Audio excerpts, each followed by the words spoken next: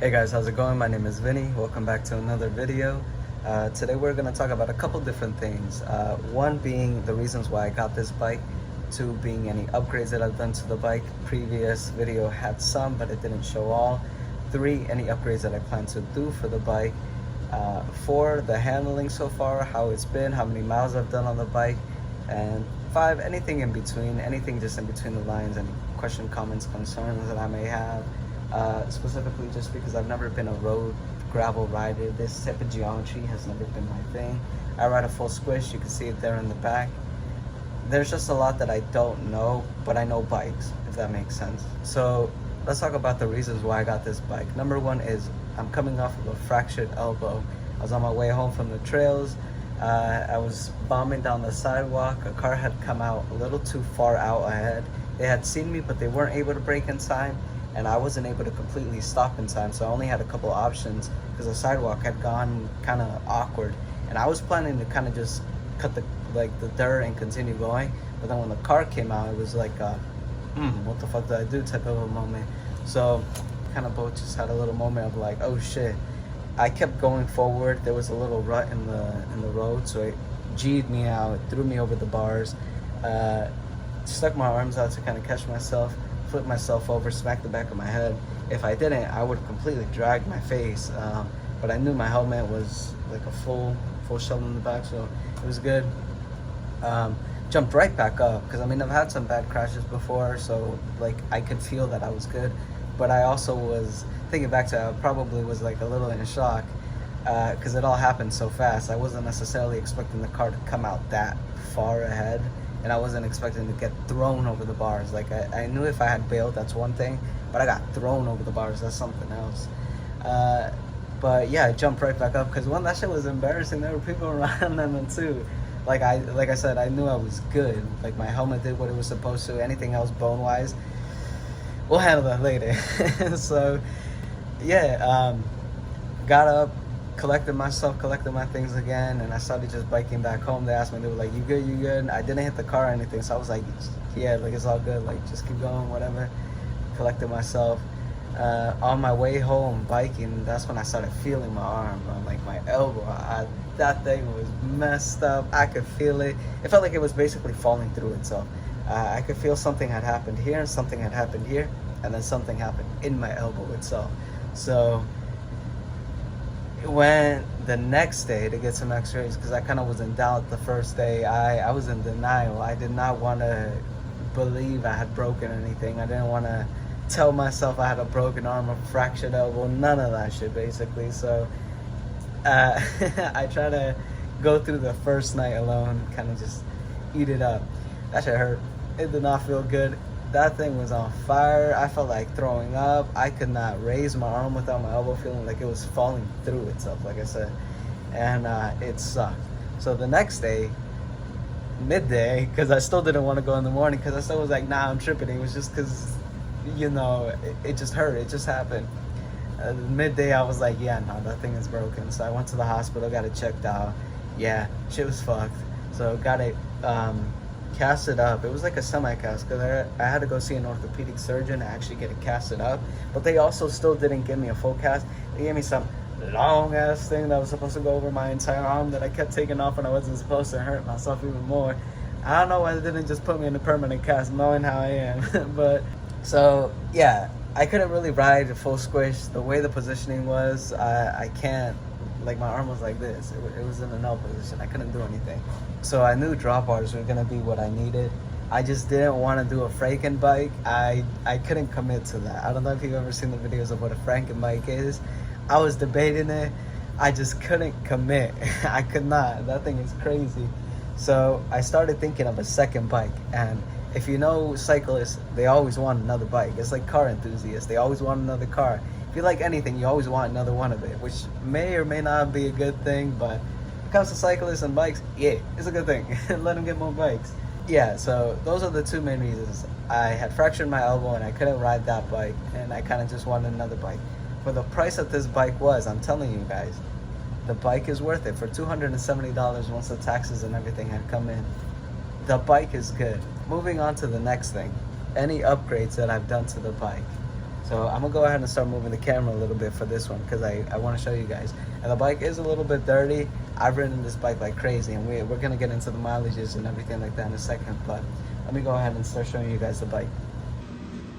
All right, guys. So here's the bike. Not a lot of changes from what you saw last time, except for I went ahead and I added some tape right here to go ahead and reduce the slap in the chain. But it slaps in here because this tourney derailleur is absolutely wonky. That thing is crazy. It's okay though. To reduce that noise though, I went ahead and I added a little piece of electric tape in here for when it slaps in there. It kind of, you know, dumbs it down a little bit. It's not too bad. Electric tape is the king of tapes. As you can see, I use it for little detailing things. I use it to help wrap things and keep the weight down. It doesn't leave as much glue residue as Gorilla Tape or things like that, so I really enjoy using it when it comes to the outside of the bike. I switched back to some race face Chester pedals on this, some flats, because my ankle has been hurting and my knee has been hurting on my left side, and I think I'm trying to compensate for an injury that I have on my right ankle, and I'm overusing my left leg. I'm starting to yank at the clipless pedals, so I'm trying to rotation a little bit more and get my right foot to do what it's supposed to do so my left leg can relax, if that makes sense. I went ahead and I spray painted all the little bolts you can see on the bike gold, and I added this just hand pump. It's small, but it gets the job done. I don't really complain because I'll just keep going until it's done, I guess. But the bike is looking good. The saddle points a little bit to the left, and I have a complaint about that. I don't like that. I don't like that at all. Overall, it's really nice though. Still doing what it's supposed to do, riding strong. Also, as you can see, I went ahead and scraped up the freaking drop lever on the sidewalk. That thing was so freaking embarrassing. I was trying to throw my right foot out the clipless pedal, like I was trying to clip out, and I wasn't able to because it doesn't have a full rotation in itself. It's kind of wonky. Like I said, I have to get the rotation in my ankle again. And I tried to clip out, but instead what I did is I kind of pulled the bike that way. So I fell over to the right side and I dragged this into the sidewalk. Damn, the cars were out there probably laughing at me and everything. I was laughing at myself though. You gotta learn to laugh at yourself. These are those goofy little things that I expected, I'm not unfamiliar with. That joint sucks, bro. Alright, we're going back to face cam, I guess now. Upgrades that I'll make to the bike.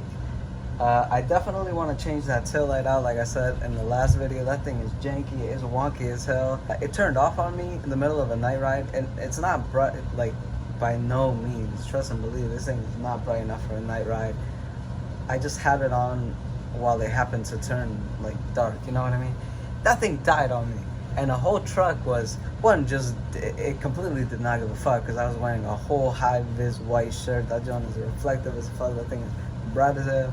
That man just wanted to cut in front of me because he just wanted to cut in front of me. I hate when cars do that, where they're just like, I'll just go ahead. Why? Why are you not patient enough to just stay behind? Why is it that why can you not wait 2 seconds more? Anyway, the light had completely turned off on me. He had completely cut in front of me, did not give a fuck. And I was asking myself, like, why did he go? And that's when I realized the thing was off. And I was only maybe like an hour into my ride, and I was like, that's crazy. Like, why is it off already? I am 100% not comfortable riding at night at all with it now. So I kind of jerry-rigged this little thing up. This is a headlamp. This is what you wear on the work sites and things like that. And it has multiple modes on. I don't want to flash it at the camera, but I turned this on at night. It's just very wide. It's super light because it's kind of cheapo depot. So it's nothing crazy inside of it. It doesn't have like the best of features or anything like that, and it's just, like I said, jerry-rigged onto an actual seat post clamp.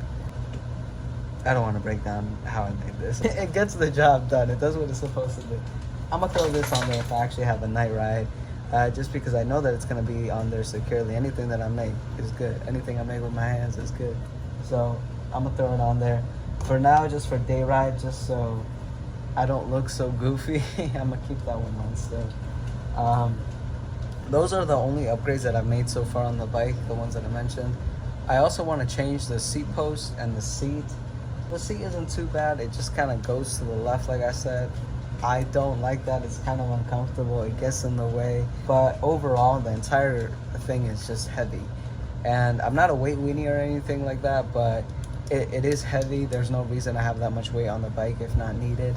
So I'm 100% going to change that out. If you can make it lighter, and that is one of the easiest ways to do so, 100% go ahead and change that. It's also one of your main contact points on your bike. Change the grips, change the pedals, change the seat. Those are the 3 contact points you have on the bike. You always should upgrade those. And then the main contact points you have to the ground is your tires. You gotta change those. But these aren't too bad, like I said. The only time I got a flat on them was, and I hear my boy crying, I don't know why. The only time I got a flat on them was when I was changing the song and I did not look where I was going and I ate the curve. The handling on the bike, it's actually really good. The handling is very, very good for what the bike is. I don't really know how to ride full rigid bikes. It's not really my thing, but I'm very agile. I know what the bike needs me to do and I can comply with it. I have a lot of flex in my knees and my arms and everything like that. Very sturdy on my wrists though. Like I know what I'm supposed to do on the bike. So I haven't gotten any flats on the trails.